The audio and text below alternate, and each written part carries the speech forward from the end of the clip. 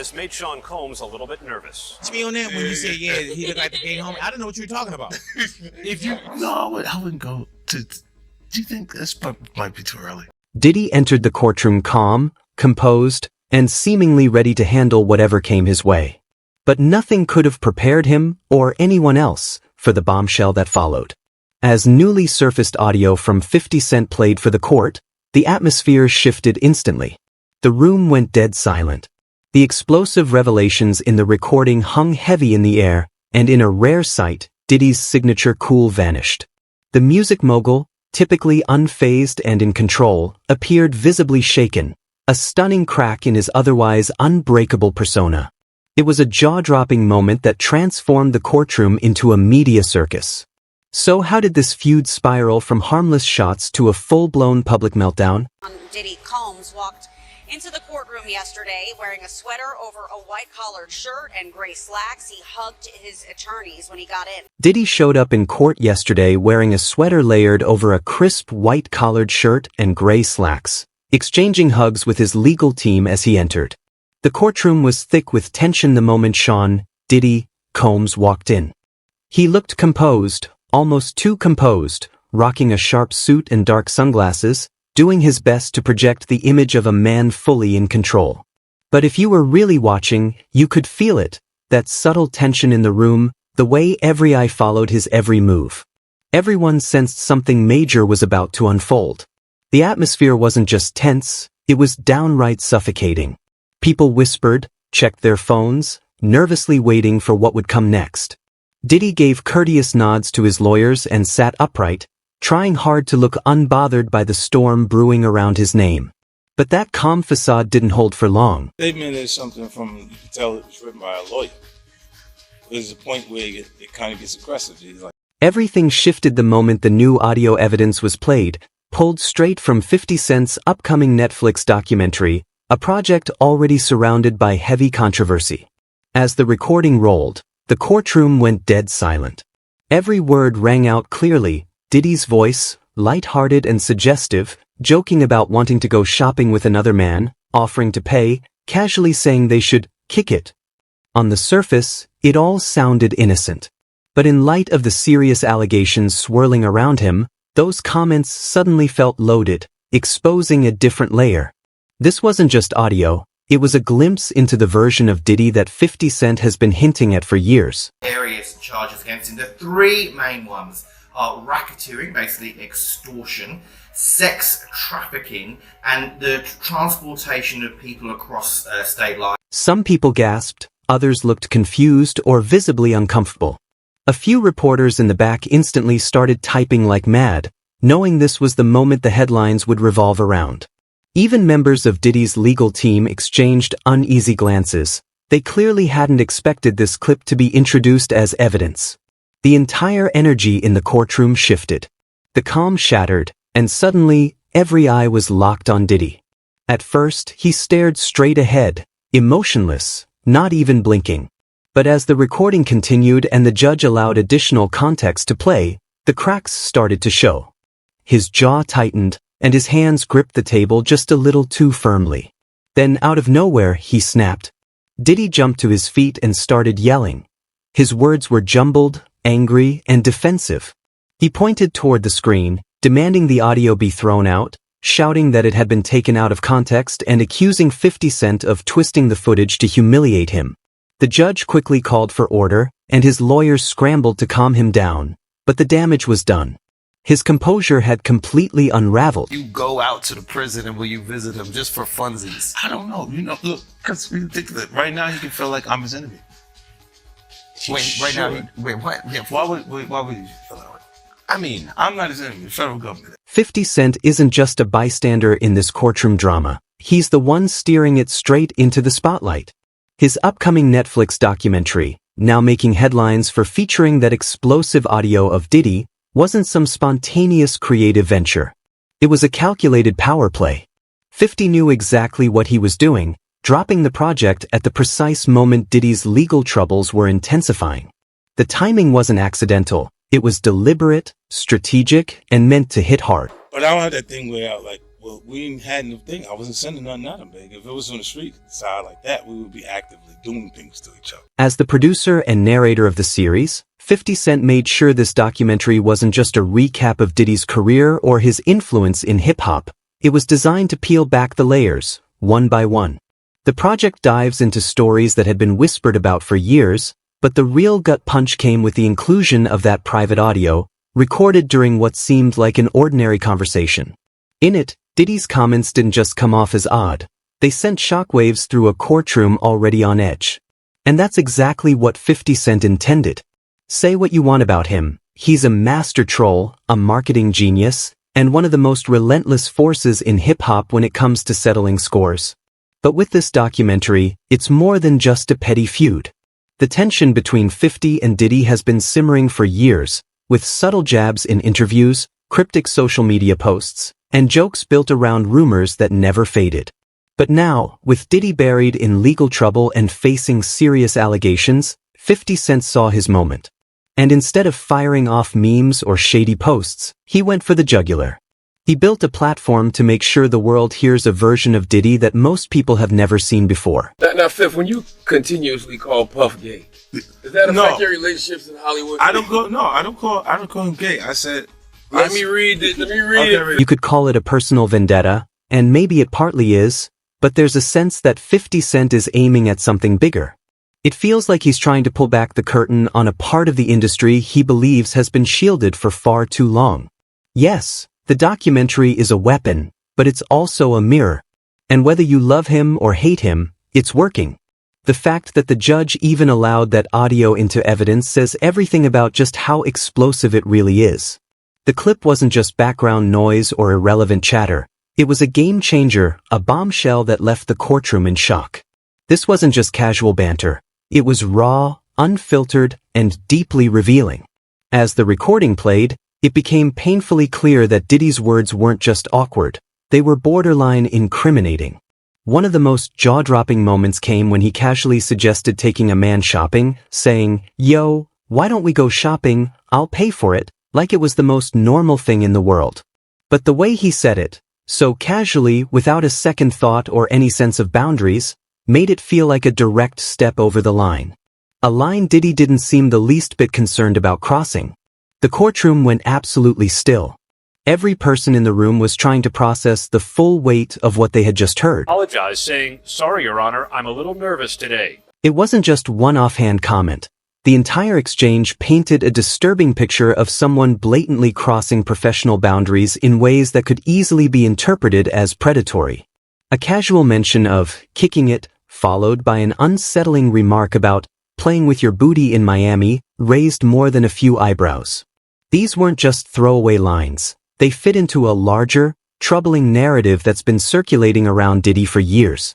Whether he intended the comments the way they came across is up for debate, but the fact remains. He said them and they were recorded.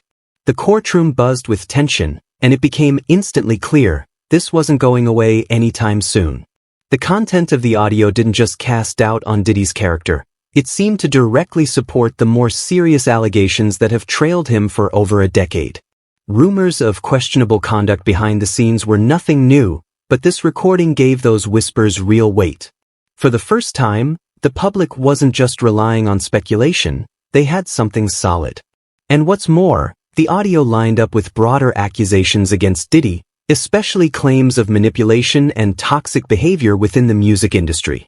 The way he casually spoke, the lack of regard for personal boundaries, it all fed into a pattern that critics have been pointing to for years. This wasn't hearsay anymore. It was out in the open and it was damning. When the prosecution played the tape, it didn't just surprise the room. It shifted the entire tone of the trial. It was a game changer, a turning point that threw Diddy's defense into crisis mode. Before the audio, the case leaned heavily on accusations and secondhand accounts. But hearing Diddy's own words, unfiltered and casually inappropriate, gave the prosecution exactly what they needed, proof that backed up a pattern of behavior. Suddenly, it wasn't just a matter of he said, she said, it was undeniable. 8 celebrities, 6 men and 2 women. How many of those 8 celebrities were close to being underage or potentially underage? 2 males. This new evidence gave the prosecution an unexpected upper hand, allowing them to paint a much clearer picture of Diddy's behavior and making it nearly impossible for the defense to downplay the accusations. The audio wasn't just one inappropriate comment. It fit into a larger narrative of toxic behavior and manipulation that had been simmering beneath the surface for years. Suddenly, the prosecution had a powerful weapon to prove this wasn't just a personal feud, but part of a much broader and more troubling pattern that demanded attention. It wasn't just about the allegations anymore. It was about what the audio revealed about Diddy's true character. Could be a life sentence. The sex trafficking is 15 years minimum, and the transportation for prostitution purposes is 10 years minimum. So the immediate legal fallout was huge. Diddy's credibility took a major hit. His defense team scrambled to spin the audio, but no amount of legal jargon could erase the clear and direct nature of what was said. As the recording played, the courtroom buzzed with disbelief, and it was obvious Diddy's standing in the trial had taken a serious hit. The defense's attempts to downplay the audio only made them look more defensive, likely swaying public opinion further toward the prosecution. In response, Diddy's legal team put out a statement, but it came off as damage control rather than a strong defense. They claimed the audio was taken out of context and didn't reflect Diddy's true intentions. Still, anyone watching could see the damage was done. The audio left little room for doubt, offering an unfiltered glimpse into Diddy's interactions that was tough to explain away. When the courtroom incident went down, the media pounced.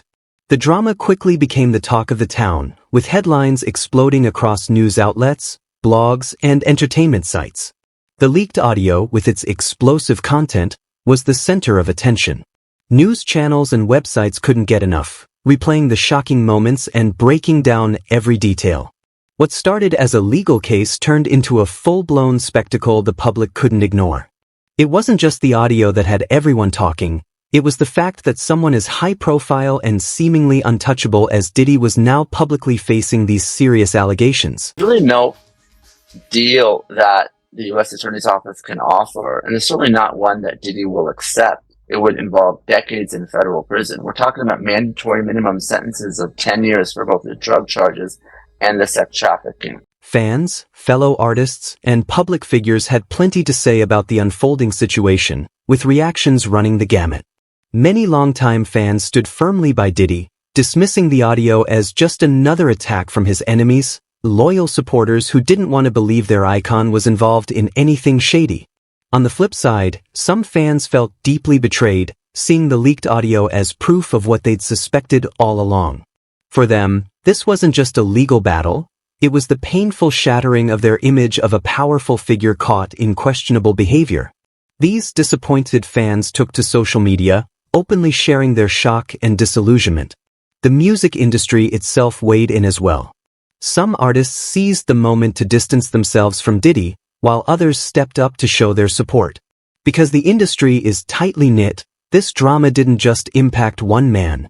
It sent ripples throughout the entire community.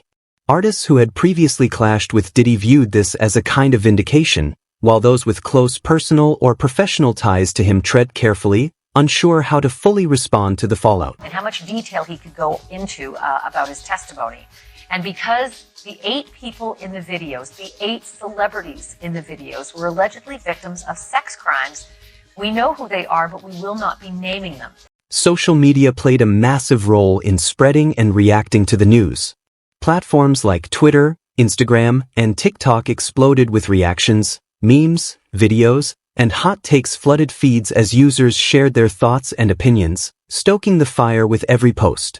People from all walks of life jumped in, whether trying to decode the audio or cracking jokes about the whole situation. In today's social media-driven world, news travels fast, and reactions get amplified with every tweet and Instagram story. The drama surrounding Diddy's courtroom outburst kept growing, making it impossible to ignore.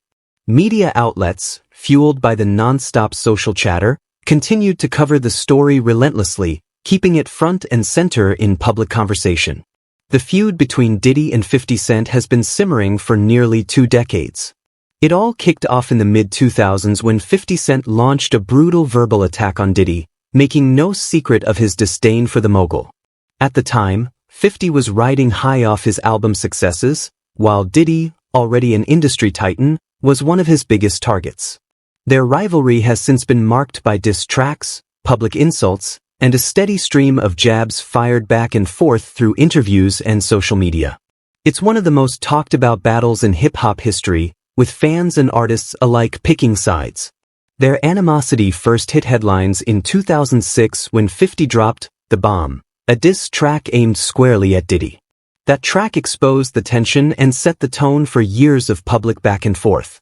Since then, 50 has never held back, often calling Diddy fake or questioning his business moves. Meanwhile, Diddy stayed calm and collected, refusing to let 50 get under his skin, until now. No. I hope things are alright for him internally. Speaking on? I mean, at the crib. Because in the statement they mentioned his Oh, you're talking about jail.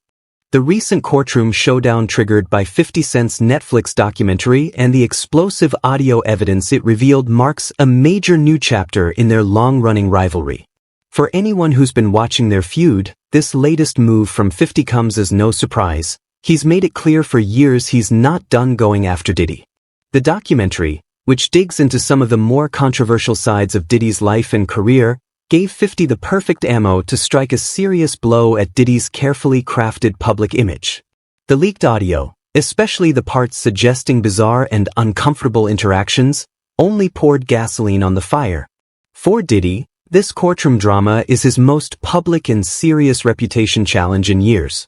While he's shrugged off past shots and insults, this audio revelation, aired in such a high-profile setting, is something he can't just brush off.